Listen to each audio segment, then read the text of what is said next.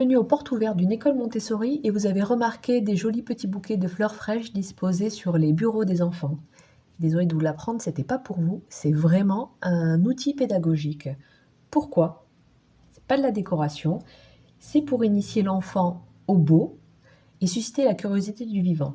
Alors, Maria Montessori l'a observé en tant que médecin, dans sa démarche scientifique. Elle a observé que l'enfant possédait une attirance naturelle pour ce qui est ordonné, harmonieux, beau.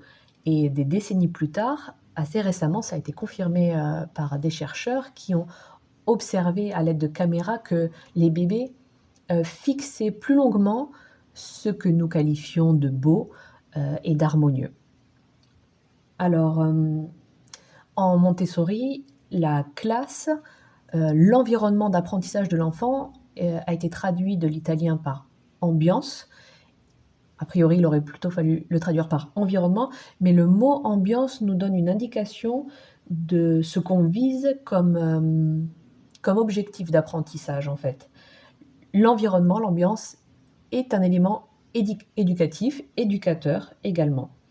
Donc c'est pour ça que la classe doit être propre, belle, soignée. Et pour cela, nous allons inviter l'enfant à en prendre soin. Ce ne sont pas les éducateurs et les assistants qui font le ménage tous les jours et qui rangent derrière l'enfant. Non, l'enfant est éducateur, on lui montre comment se servir du matériel, comment le ranger. Et dans la vie pratique, en 3-6 ans, il va également avoir donc des activités de soins comme apprendre à cirer des chaussures, apprendre à entretenir ces petits bouquets de fleurs donc, que vous avez vus. Alors, ces bouquets initient au beau, oui, bon, on aime les fleurs, on n'aime pas les fleurs, mais il y a quand même quelque chose d'assez universel dans la beauté de la nature. Et dans la classe Montessori, il va y avoir donc ces fleurs fraîches, des reproductions d'art au mur à hauteur d'enfant, des plantes également, dont il faudra prendre soin, du mobilier en bois, du matériel harmonieux qui doit être complet toujours. Il ne peut pas y avoir un puzzle où il manque une pièce, sinon ça manque d'harmonie. Voilà, vous comprenez l'idée. Ce mobilier en bois, on va le rapprocher des jeux en bois et souvent croire que tout jeu en bois est un jouet Montessori. Non, c'est pas le cas. Il n'y a pas de jouet en Montessori déjà. Tout ça pour dire que tout ça transmet à l'enfant, tu mérites un environnement beau. Tu mérites que ce soit soigné, pensé autour de toi. Au-delà de ça, donc, la découverte du vivant. Si vous avez sur votre bureau une fleur, au fil des jours, elle va évoluer. Donc les couleurs, les parfums, peut-être qu'elle va perdre un pétale. Au fil des saisons, vous n'allez pas avoir les mêmes fleurs. Et donc ce cycle de la vie, vous allez vous en imprégner en l'observant, même sans qu'on vous le pointe du doigt. Cela va se faire naturellement. L'enfant va s'imprégner d'un environnement riche, évolutif, vivant tout simplement.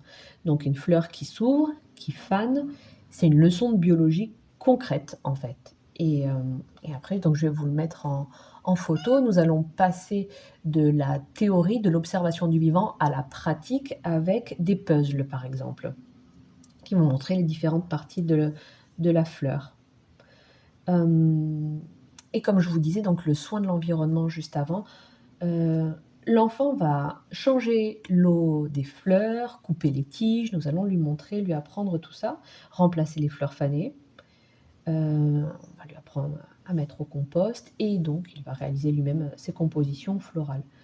On parle de prendre soin du vivant, mais on le fait réellement. Qu'est-ce que c'est prendre soin du vivant? Voilà. Ici, en école Montessori, c'est dans l'action. Et comme je vous disais, ces observations informelles vont éveiller la curiosité et susciter des dizaines de questions en fait. Pourquoi la fleur a cette odeur? Pourquoi est-ce qu'elle s'est fermée? Pourquoi donc est-ce qu'elle perd ses pétales? Et comment pousse-t-elle? Et à partir de là, si l'enfant pose cette question, on peut lui proposer une expérience en ramassant 3 pissenlits dans le jardin. On en met un dans l'eau, un dans l'huile et un dans un vase sans rien, dans l'air. Comment vont-ils évoluer ces pissenlits au fil des jours? De la curiosité naît de la rencontre avec le réel en fait. Et à partir de là, on peut faire des expériences, on peut faire des recherches dans des livres, on peut discuter tout simplement.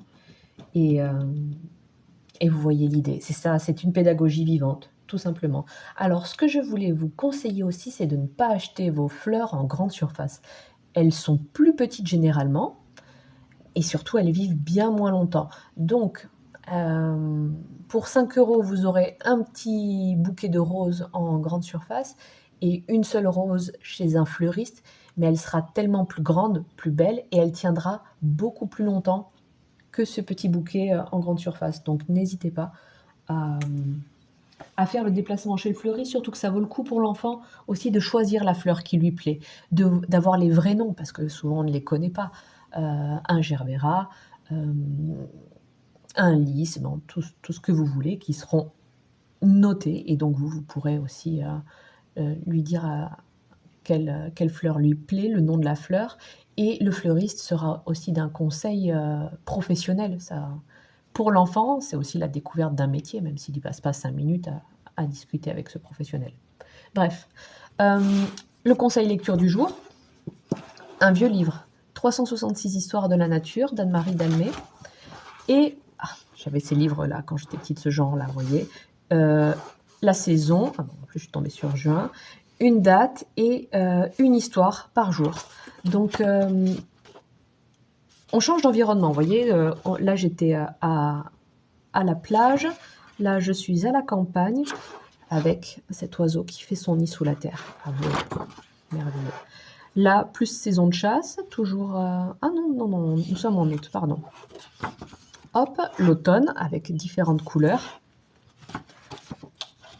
Et ce que j'aime avec ces livres qui coûtent rien du tout chez Emmaüs, c'est qu'il y a du vocabulaire très riche. Les pluies torrentielles, le noir de la nuit, le gel, la canicule, les scorpions, les taureaux, les papillons. Bon, j'ai peut-être pas choisi le bon extrait. Les avions. Il a donc peur d'être écrasé, ce flamant rose, je suppose. Nullement. Il est terrifié par le bruit que font les moteurs. Vous utilisez souvent ces mots? Nullement, terrifiant, terrifié. Dès qu'il entend leur grandement, il se sauve n'importe où, pris d'une folle panique.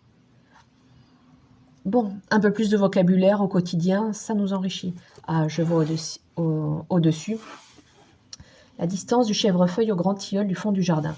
Ça aussi, c'est une remarque que j'ai souvent vue sur les réseaux sociaux. Nos enfants connaissent plein de marques de voitures, de vêtements, de restaurants. Est-ce qu'ils connaissent les noms des essences de leur jardin, quoi?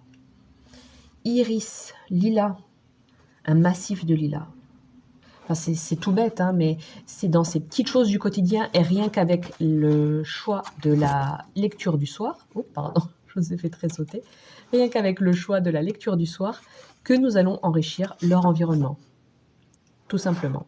Voilà, donc pépites chez Emmaüs, recyclerie, ressourcerie. Et je vous souhaite une bonne fin de journée. À bientôt.